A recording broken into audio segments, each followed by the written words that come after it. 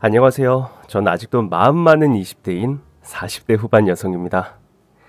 요즘 정말 날씨가 오락가락한데요.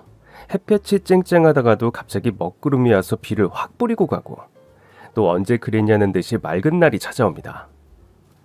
그런데 이렇게 변덕스러운 날씨를 보면서 전 이런 생각을 했습니다. 사람 마음보다 날씨가 더 변덕스러울 수 있을까고 말이죠. 처음엔 사람 좋다고 난리다가 비교 대상이 나타나면 언제 그랬냐는 듯 돌변하는 사람들. 그런 사람들 때문에 상처도 많이 받습니다. 보통 상대방이 호의를 베풀면 많은 사람들은 진심을 다해 그 사람을 챙깁니다. 하지만 상대방은 제 마음 같지가 않죠. 간이고 쓸개고 빼줄 듯 굴다가도 상대방이 봤을 때 나한테 도움이 더 되는 사람은 누굴까 생각한 다음에 태도를 확 바꿉니다. 정말 이를 갈고 싶을 만큼 밉기도 하지만 남의 마음을 어디 제 마음대로 할 수 있나요? 그냥 그 사람의 마음을 다시 얻기 위해 최선을 다해 노력할 뿐이죠. 그런데 이렇게 말하실 수도 있습니다.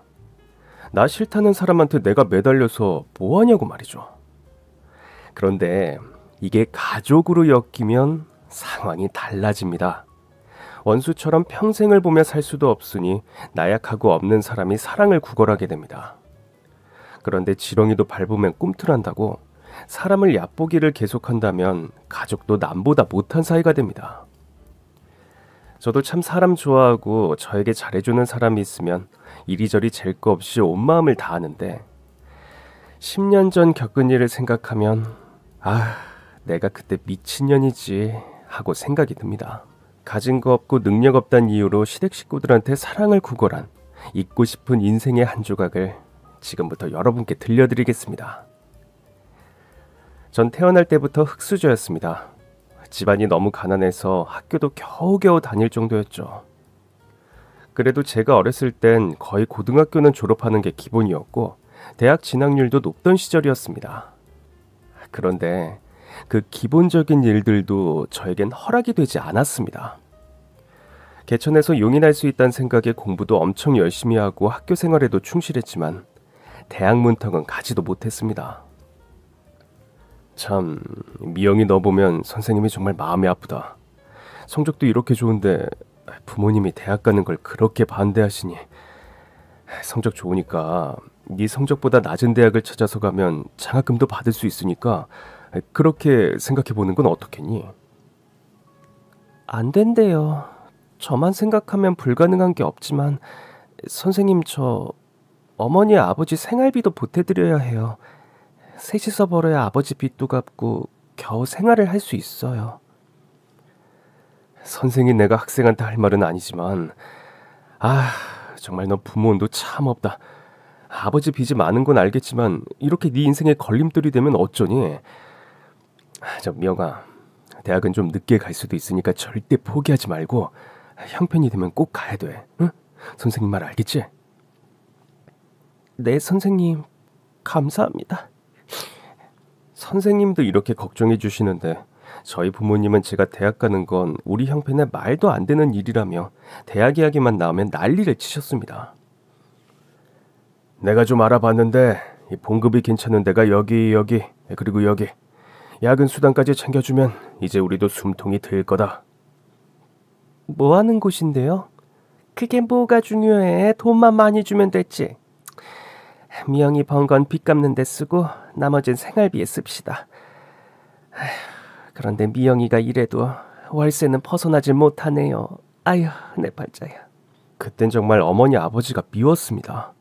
제가 빚을 진 것도 아닌데 제가 무슨 빚을 진 것처럼 대학도 포기하고 돈 많이 주는 공장 가서 일하라니 전 이 생활에서 어떻게 해서든 벗어날 방법이 없을까 내내 고민했죠. 결국 아버지가 시키는 대로 전 기계설비 공장에 취직했습니다. 제조업이긴 했지만 기계를 좀 잘 다룰 줄 알아야 일이 수월했었죠.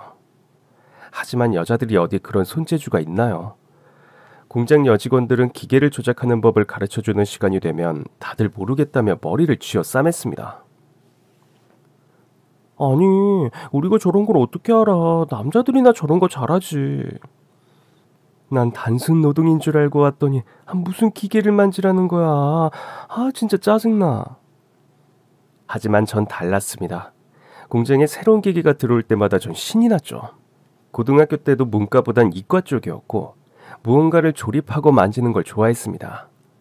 그래서 공장에 기기가 들어오면 어떻게 해서든 제가 잘 다루어 보고 싶다는 욕심이 생겼죠.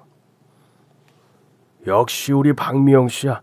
아니 웬만한 남자들보다 기계 다루는 게 훨씬 낫다니까. 일당백이야 일당백. 뭘요? 그냥 좋아서 하는 건데요. 그래서 사장님이 내일부터 이 미영 씨 근무 파트를 바꾸라고 했어. 설비 파트로. 설비 파트요? 설비 파트 가면 봉급도 올라가고 특히나 우리 회사 역사상 최초 여자 설비 기사가 되는 거지. 어때? 저야 너무 좋죠. 전 정말 태어나서 처음으로 인정이란 걸 받았습니다. 아무리 공부를 잘해도 넌 대학 못 간다를 아예 못 박아버린 부모님 때문에 인정은커녕 자존감만 낮아졌습니다. 그런데 제가 좋아하는 부서에도 가고 돈도 벌고 인정까지 받으니 정말 좋았습니다.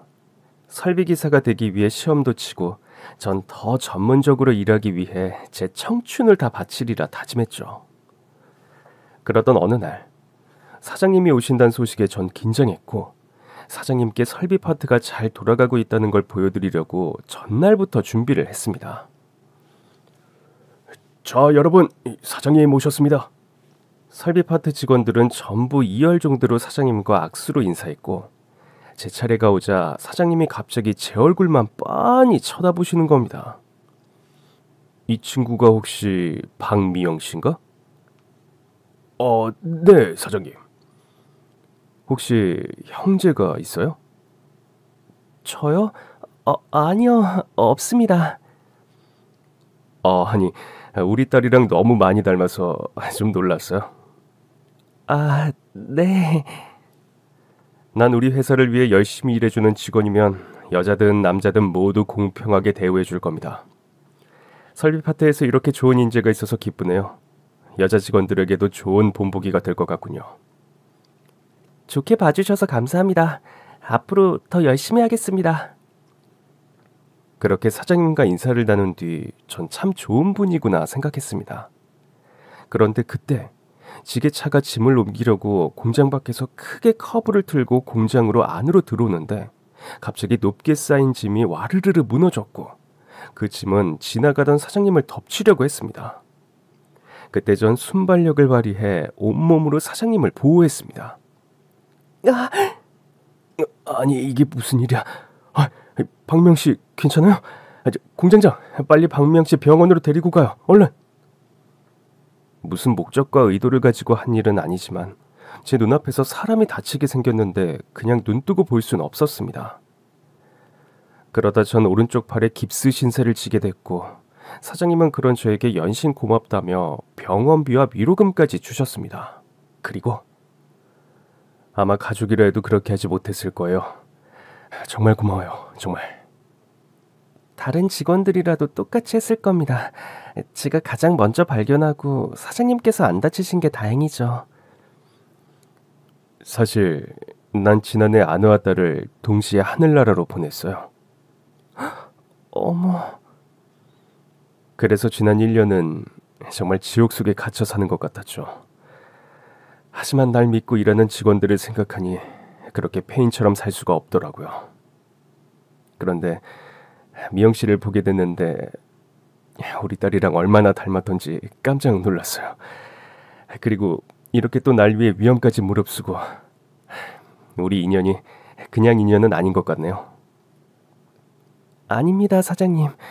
제가 감히 어떻게 사장님 따님과 닮았겠습니까? 아니에요. 생김새는 물론이고 표정이며 말투 진짜 우리 딸이 살아온 것 같았어요. 그런데 이렇게 다친 걸 보니까 내 자식이 다친 것처럼 마음이 아프네요. 사장님, 그런 말 마세요. 저 이래봬도 통뼈라서 금방 나아질 겁니다. 내가 이번 일로 느낀 게 많아요. 그래서 내가 박미영 씨를 위해 무언가 해주고 싶어요. 아니요. 안 그러셔도 됩니다. 병원비에 위로금까지 주셨는데요. 팔이 다 나으면 우리 비서가 박미영 씨를 찾을 겁니다. 내 성의 뿌리치지 말고 꼭 받아줘요. 사장님. 팔이 다 낫고 전 다시 공장으로 복귀했습니다. 그리고 회사를 위해, 사장님을 위해 할 수 있는 일이 뭐가 있을까 생각한 끝에 전 회사가 해결하지 못한 문제들을 하나하나씩 분석하고 연구했습니다. 그 결과 전 저희 회사만의 특허 기술을 개발했고, 특허 기술로 회사는 큰 이익을 얻었습니다. 박미영 씨 드디어 해냈어. 우리 회사 매출이 1,000억 원을 달성했다고. 정말요? 사장님이 안 그래도 올해 직원으로 박미영 씨를 뽑으셨대. 시상식도 있을 테니까 잘 준비하라고. 제 특허 기술은 회사에 큰 이바지를 했고, 전 직원이 보는 앞에서 전 올해의 직원으로 뽑혀 상장까지 받게 됐습니다. 난 박미영 씨가 해낼 줄 알았어. 응? 알아봤었다고. 감사합니다, 사장님. 그리고 사장님은 저에게 꼭 보답하고 싶다며 비서를 통해 무언가를 전달할 테니 꼭 받아달라고 했습니다. 사장님이 저에게 주신다는 것이 무엇인지 나중에 알게 되었고, 전 정말 이건 말도 안 되는 일이라 생각했습니다. 거절을 했지만 사장님은 한사코 저에게 주는 게 맞다고 그렇게 말씀을 하셨습니다. 전 사장님이 베풀어 주신 그 특별한 선물을 간직했고, 언젠가 때가 되면 사장님이 주신 선물로 좋은 일을 하고 싶다는 생각을 했습니다. 그리고 전 다시 일터로 돌아가 제 역할에 충실했습니다. 그런데 제가 입원해 있을 때 제 자리를 대신한 사람이 있었습니다. 바로 다른 지사에서 파견 온 설비기사였습니다. 아이고, 우리 박 과장 왔어. 여긴 박 과장 자리 우리 정혁 씨가 대신해줬어. 둘이 인사해. 안녕하세요. 네, 안녕하세요. 드디어 말로만 듣던 그분을 뵙네요. 저요? 박 과장이 설비 쪽으로는 얼마나 유명인사인데, 응? 그치, 정혁 씨? 안 그래도 우리 공장장님이 박 과장님 데려오고 싶다고 하셨어요. 뭘 그렇게까지, 과찬이세요. 일단 정혁 씨는 당분간 우리 회사에 있기로 했어. 박 과장 무리하면 안 된다고, 응? 사장님 특별 지시야. 네. 전 그렇게 윤정혁 과장과 매일 붙어 다니며 서로 기술도 공유하고 일에 대한 이야기를 하며 친해지게 됐습니다. 그리고 사적인 자리에서 식사도 하게 됐죠. 저 이런 질문 해도 되나 싶은데. 괜찮아요, 하세요. 왜 대학 안 가셨어요? 가정 형편이 너무 안 좋아서요. 아버지가 빚이 많아서 대학 문턱은 꿈도 못 꿨죠. 월급 받아서 10원 한 장 안 빼고 다 집에 들여요. 요즘 세상에 대학 안 간 사람이 어딨냐 하실 테지만, 제 팔자가 이러네요. 저랑 처지가 어쩜 그리 똑같으세요? 네? 전 어릴 때부터 소년가장이었어요. 홀어머니의 동생, 이렇게 저만 보고 살았죠. 저와는 다르게 동생은 공부를 잘해서 지금 서울대에 다니고 있어요. 얼마 전에 군대도 제대했고요. 전 그냥 지방대 나왔지만 그 녀석 보면 대리만족이랄까, 그런 기분이 들어요. 대리만족이 어딨어요. 나중이라도 대학 가면 되죠. 전 형편이 나아지면 꼭 대학에 갈 거예요. 멋지네요. 전 그런 생각 한 번도 해본 적 없는데. 지금부터라도 하면 되죠. 정혁 씨가 하고 싶은 것들, 이루고 싶은 것들, 지금 시작해도 늦지 않아요. 그럴까요? 그럼 전 제일 먼저 이것부터 해야 할 것 같아요. 어떤 거요? 저 미영 씨랑 사귈 거예요. 네?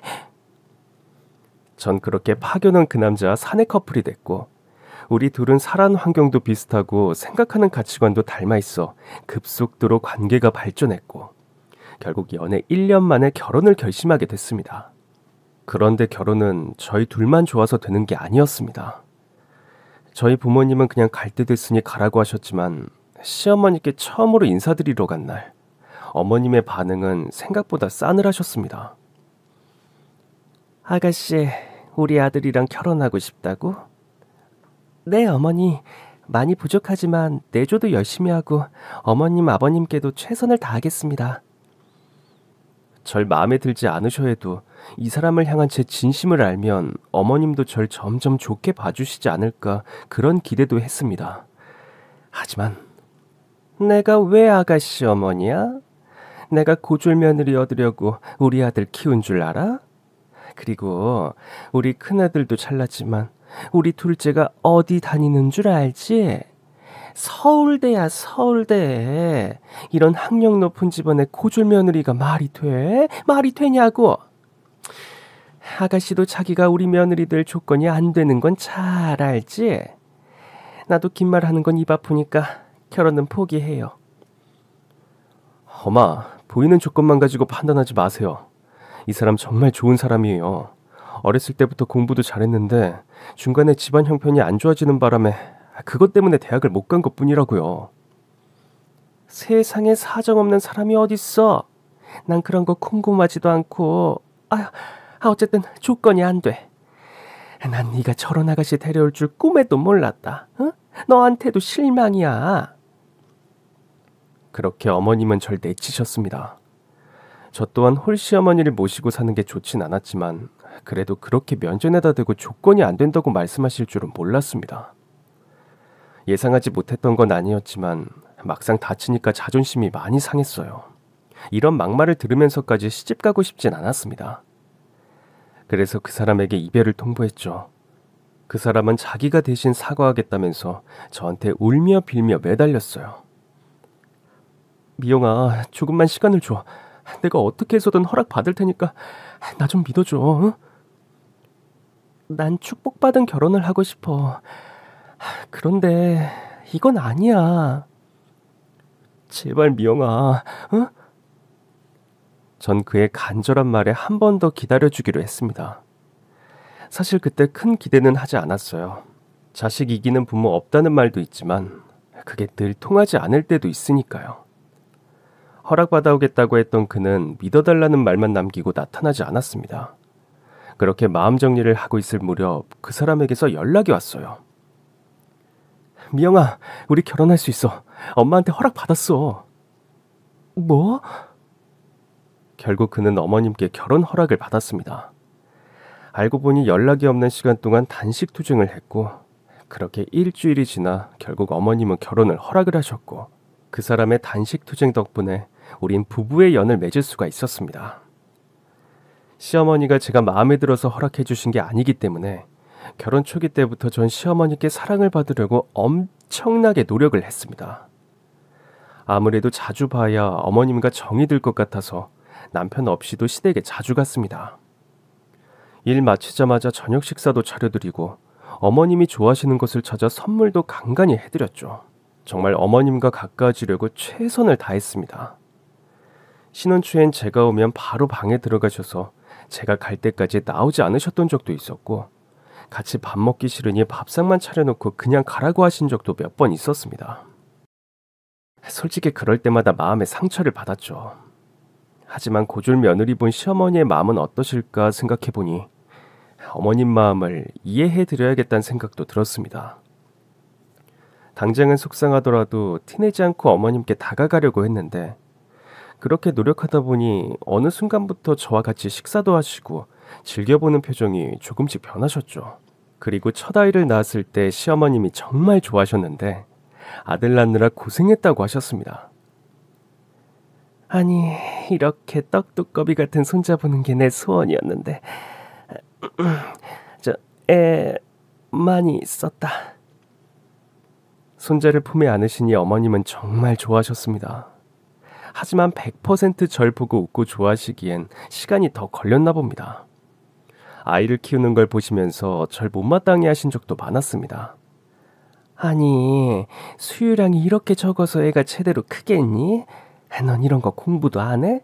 산모가 뭘 먹어야 수유량이 제대로 나오는지... 하여튼 내가 안 나서면 되는 일이 없어요. 되는 일이. 에휴. 네가 도대체 하는 게 뭐 있냐고, 뭘 알겠냐고 윽박을 주기도 하셨지만 그래도 예전처럼 절 차갑게 대하진 않으셨습니다. 정자야, 너 진짜 며느리 잘 봤다. 음식 솜씨도 좋고 저렇게 싹싹하니 좋겠다 얘. 그래, 요즘 저런 며느리가 어딨어. 아들 낳았죠, 살림 잘해. 근데 대학은 어디 나왔대?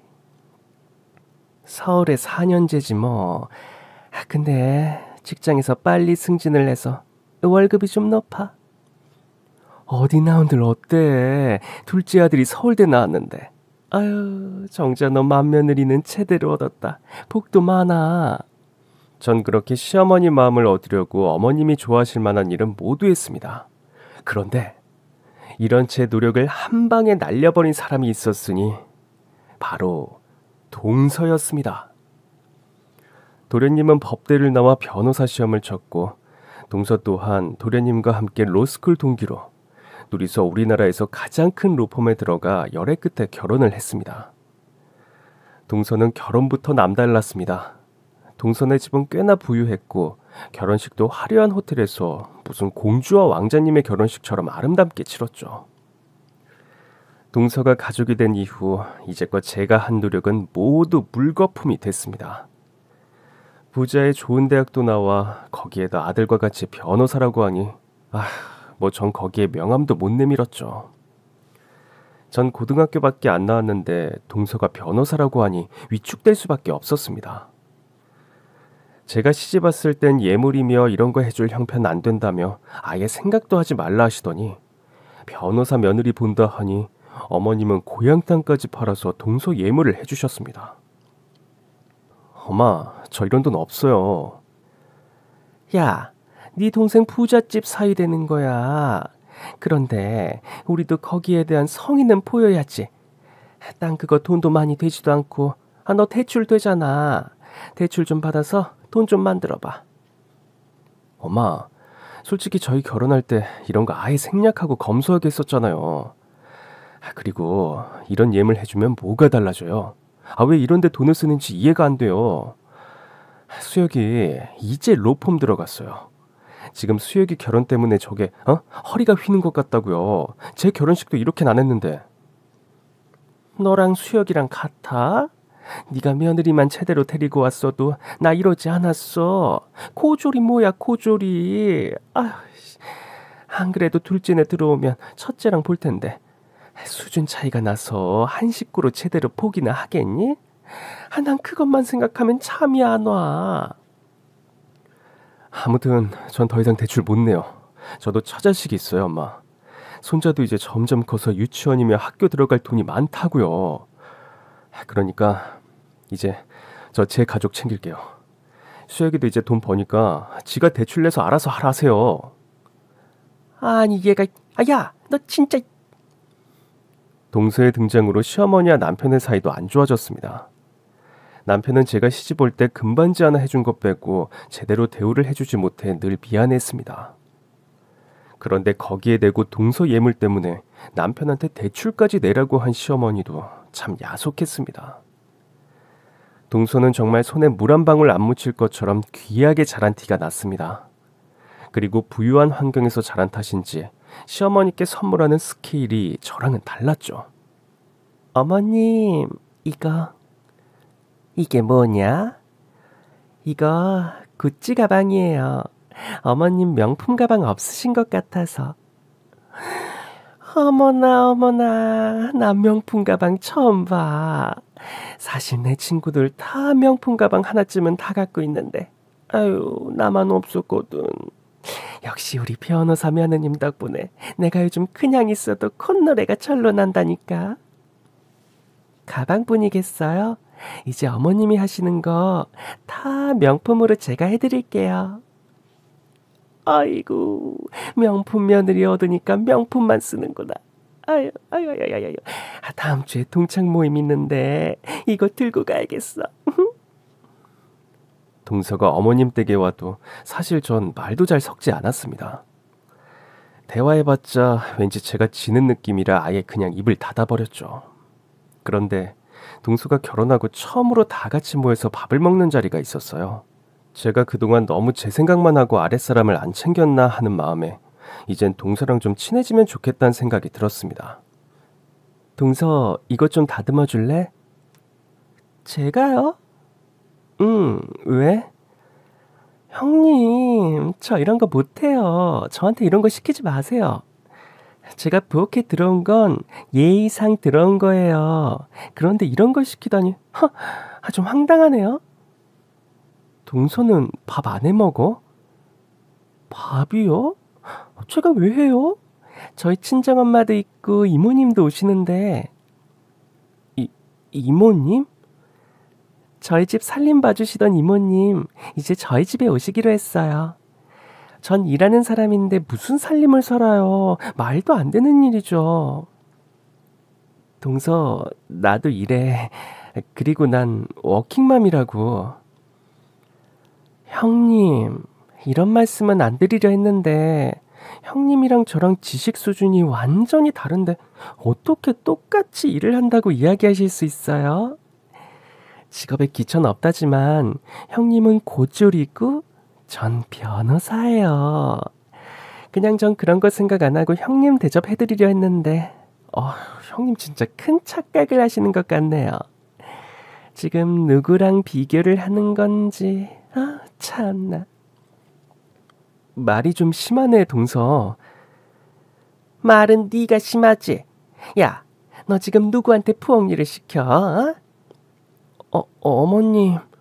난 둘째가 그래도 형님이라고 생각하고 부엌에 있는 거 보고 참 애가 됐구나 그렇게 생각하고 있었는데, 사람의 호의를 베풀면 그걸 알아야지. 어디 같이 놀려고 지랄을 떨어 지랄을. 야, 너 앞으로 둘째한테 이상한 소리 하면 내가 가만 안 둘 거야. 알겠어? 그러곤 시어머니 팔짱을 끼고 동서는 거실로 나갔습니다. 진짜 너무 기분이 나빴고 시어머니와 동서를 보니 완전히 싸가지 바가지 둘이 잘 만났네 이 생각이 들더라고요. 한 번은 서방님과 동서가 베란다에서 같이 담배를 피면서 제 흉을 보는 걸 우연히 들었습니다. 완전 지랄 같아. 왜? 아니, 최소한 4년제는 나와야지. 말이 안 통해, 말이. 근데 당신 형수 하는 일이 대체 뭐야? 그냥 제조회사. 학벌이 그러니까 현장에서 뛰는가 봐. 과장급이래. 한마디로 공순이네? 그렇지. 그리고 자기야 신경 꺼. 수준 차이를 무슨 수로 해결하겠어? 그래서 엄마가 결혼 반대하고 난리였잖아. 그래도 우리 형은 대학은 나왔는데 어떻게 하다가 저런 여자를 만났는지. 아주버님도 이해 안 돼. 왜 저런 여자를 만났지? 형님 때문에 집안 수준 떨어지잖아. 친구들이 니네 형님 뭐하냐고 물으면 진짜 내가 할 말이 없어. 쪽팔려서. 그 말을 듣고 있는데 저도 모르게 눈물이 나서 얼른 화장실에 들어갔습니다. 치욕스럽고 너무 속상해 마음을 좀 진정시키고 나와야 했어요. 아무리 살아온 세계가 다른 사람들이라고 해도 저에 대해서 그렇게 생각하고 있는 줄 몰랐는데 그 말을 직접 들으니까 마음을 다잡기가 쉽지 않았습니다. 그날 전 시댁에 갔다가 집으로 돌아와서도 제 기분은 계속 저기압이었습니다. 남편은 제 기분을 살피더니 슬며시 물어보더군요. 왜 또 재수씨가 뭐라고 해? 시댁 베란다에서 자기 신랑이랑 맞담배 피우면서 내 욕을 하더라고. 뭐? 재수씨 담배 피워? 내가 이 말은 안 하려고 했는데 저번에 어머님이 재떨이까지 만들어서 갖다 주시더라. 어이가 없어서. 근데 당신한테 왜? 뭘 했는데? 맨날 같은 말이지. 수준 차이 난다고. 여보, 한 귀로 듣고 한 귀로 흘러버려. 그러고 싶은데 그게 잘 안 되네. 동서가 자꾸 내 눈앞에서 얼쩡거려. 나 정말 이제 시댁 가기 싫어. 내가 무슨 식모도 아니고 동서만 오면 하루 종일 부엌에 처박혀서. 이제 되도록 엄마 집에 안 가는 걸로 하자. 진짜. 그리고 당신 알아? 이제 우리 하준이 어머님 아예 신경도 안 쓰셔. 동서한테 빠져서 저번엔 귀찮아 하시더라고. 손잡았다고 그렇게 좋아하시더니 돈 앞에선 어머님도 할 수 없나 봐. 그렇게 생각하지 마. 설마 하준이까지... 그건 당신이 잘못 본 거야. 동서 애라도 가져봐. 안 봐도 비디오야. 아마 난리 나실걸? 정말 입이 보살이라고. 동서는 아이를 가졌고 시어머니는 제가 임신했을 때와 달리 온 동네방네 소문을 내고 다니면서 난리가 나셨습니다. 아빠도 변호사, 엄마도 변호사. 아유, 이건 뭐 천재가 나오겠어, 천재가. 우리 손자 언제 얼굴 볼 수 있을까? 아유. 곧 보게 돼요, 엄마. 엄마, 그리고 아이 태어나면 좀 봐주실 수 있죠? 당연하지, 당연하지. 내가 안 봐주면 누가 봐줘? 시터 아주머니를 구하려고 했는데 요즘 뉴스에서 시터 아주머니들이 이상한 짓을 많이 해서 불안하더라고요. 그래, 당연하지. 너희들이 법을 다루는 중요한 사람들인데 내가 뭔들 안 해주겠니? 걱정 말고 우리 며느리 순산하거라. 네, 어머님. 정말 10달 내내 동서는 더 극진한 대우를 받았고 10달 후 동서도 아들을 낳았습니다. 아이고, 우리 천재, 우리 왕자님. 어쩜 이리 귀티가 줄줄 흐를까? 둘째야, 정말 고생했다, 고생했어. 넌 정말 못하는 게 없구나. 아유, 어쩜 내가 기분 좋은 일만 골라서 한다니까. 어머님도 참. 그리고 어머님, 저 친정엄마가 정말 귀한 명품 미역을 사오셨는데 이걸 누가 끓여줘야 하는데. 뭘 그런 걸 걱정해. 첫째가 하면 되지. 미역 어딨니? 저희 집에요. 야, 너 둘째네 가서 미역국 좀 끓여놔라. 어머님, 하준이 지금 감기가 걸려서 제가 가기가 어려운 형편이에요. 아니, 허구한 날 감기야? 너 도대체 애를 어떻게 보는 거야? 어? 애들 감기 시간 지나면 금방 떨어지니까 얼른 미역국부터 끓여. 얼른.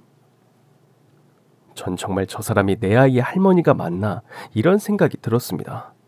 애가 아프다는데 동서 미역국부터 끓이라니 제정신인가 했죠. 결국 전 아픈 아이를 돌보며 미역국을 끓였습니다.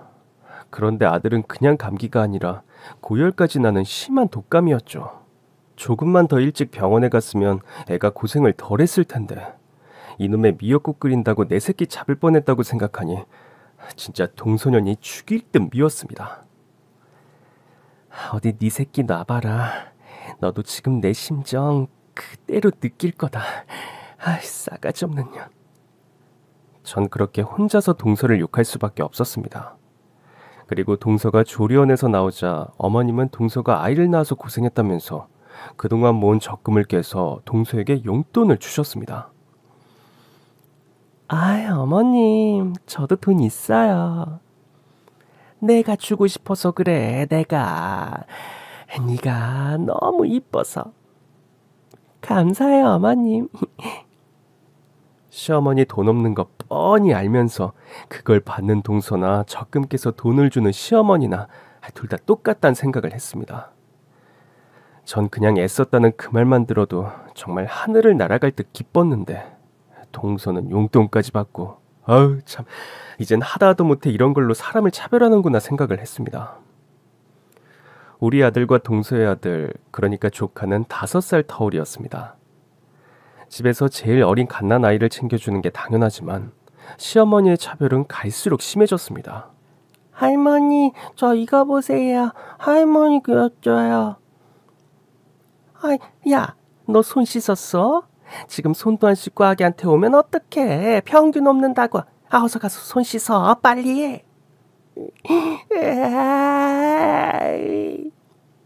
아니, 얘가 동생 자는데 울길 왜 울어? 뚝 안 해? 엄마, 왜 그래요? 아니, 손도 안 씻고 와서 우리 타훈이한테 오잖아. 병이라도 옮기면 어쩌려고? 어머님, 하준이 이제 6살이에요. 할머니한테 그림 그린 거 보여드리려고 그런 건데 왜 그러세요?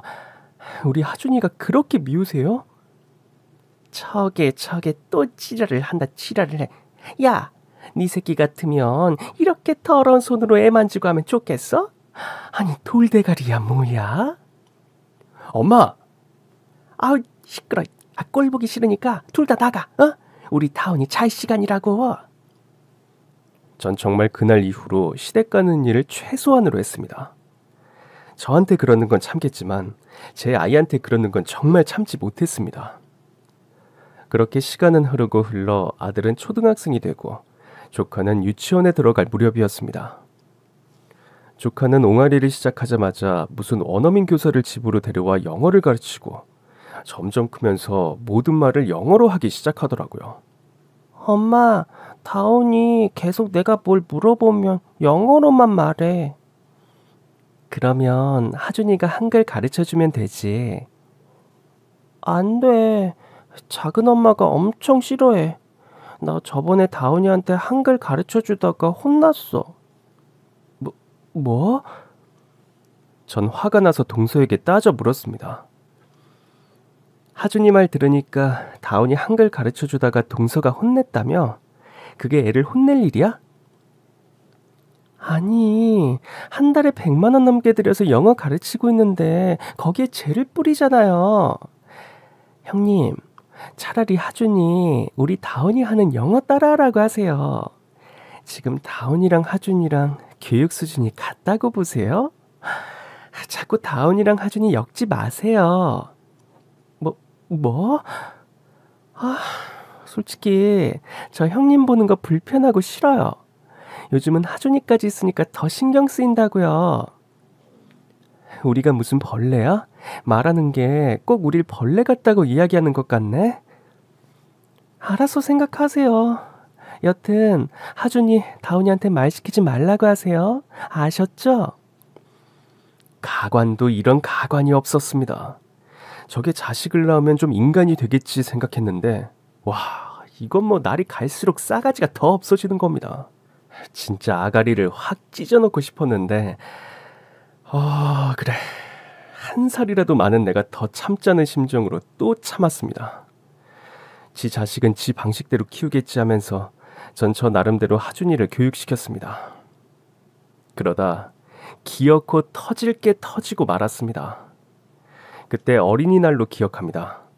모처럼 어머님이 온 식구가 다 같이 모여 식사를 하자고 제안했고 저희 식구들은 가긴 싫지만 어쩔 수 없이 가게 됐죠.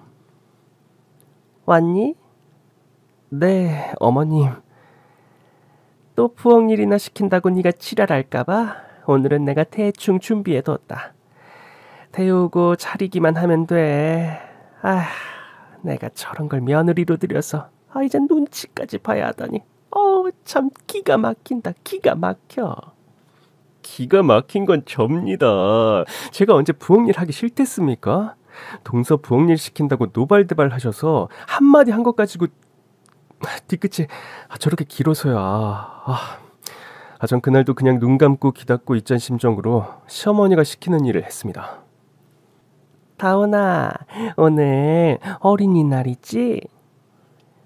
Yes, Grandma. 할머니가 엄마한테 물어봤지. 다운이가 갖고 싶은 선물이 뭔지. 이 상자에 든 선물이 뭘까? 다운아 맞춰봐. I don't know. Grandma, open, please. 오픈? 알았어, 우리 똥 강아지. 자, 다운이가 열어봐.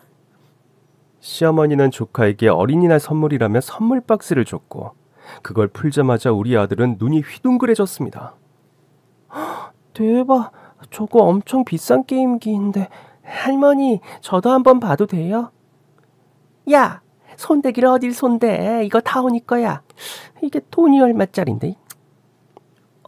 한 번만 만져보고 싶은데. 너 100만 원 있어? 이런 장난감은 100만 원을 쓸 수 있는 사람이나 가질 수 있는 거야. 너 자꾸 동생 거 탐내는데. 하준아, 넌 다운이랑 유전자 자체가 달라. 네 엄마 공장 다니지. 근데 다운이 엄만 변호사지. 둘이 같을 수가 있어? 넌 네 엄마가 공장 다니니까 그냥 엄마 따라 평범하게 살아야 해. 하지만 다운이는 특별한 아이야. 네가 아무리 형이라도 다운이 거 탐내는 거 안 되는 거야. 알겠어? 그러니까 넌 저기 가서 TV나 보든지 아니면 네 엄마 음식 나르는 거 돕기나 해. 전 밖에서 무슨 일이 일어나는지도 모른 채 밥 차리느라 정신이 없었고 하준이는 울면서 부엌으로 왔습니다. 엄마. 하준아, 왜 울어? 내가 다운이 선물 잠깐만 보려고 할머니한테 부탁드렸는데 손도 못 뜨게 하셔. 저 게임기 엄청 비싼 건데 만져보기만 하려고 그렇게 했대. 뭐? 전 대체 무슨 일인지 거실로 갔습니다. 그런데 그때 그걸 보던 남편이 참다 못해 어머니께 소리를 질렀습니다. 엄마, 지금 그게 애한테 할 소리예요? 아이 깜짝이야. 뭐가? 내가 못할 말 했어? 하준이는 엄마 손자 아니에요? 하준이 어디서 데려온 아이예요? 솔직히 하준이랑 타운이가 같니? 태어날 때부터 살아온 환경이 다른 아이인데. 근데 자꾸 네 아들이 타운이가 가진 걸 넘보잖아. 지 엄마가 치질이 궁상이니 자꾸 남이 가진 거 보면 저렇게 눈이 빨개져서 질투를 하지. 아휴, 여튼 피는 못 속여. 엄마, 하준이 엄마가 어떤 사람인 줄 알고 지금 이러시는 거예요? 내가 그걸 모르니? 내가 그걸 몰라서 이래? 하준이 엄마, 우리 회사 사장이에요. 뭐? 너 지금 화나가지고 머리가 어떻게 돌았니? 뭐라고요? 형님이 아주버님 회사 사장이라고요? 아주버님, 애들 싸움이 어른 싸움 된다고 거짓말을 하셔도 적당히 하셔야죠. 전 이 상황을 가만히 듣곤 이젠 제가 나설 차례라고 생각했죠. 유전자가 다르다고? 그럼 내가 한 해 1,000억이 넘는 중견기업 사장이면 우리 하준이 유전자가 갑자기 달라지나? 성진기업 대표가 누군지 알아보세요. 여보, 형님이 저렇게 우겨대시는데 한번 알아봐. 내 친구가 성진기업 주식을 가지고 있는데 얘한테 물어보면 금방이지. 여보세요. 한변. 나 하나 물어볼 게 있는데 이게 성진기업 지금 대표가 누구야? 주성진 대표가 아니라고? 그럼 누군데? 뭐? 진짜? 확실해? 왜 그래? 성진기업 대표 박미영이래. 형수가 박미영이잖아. 뭐? 아니 그게 무슨 소리야?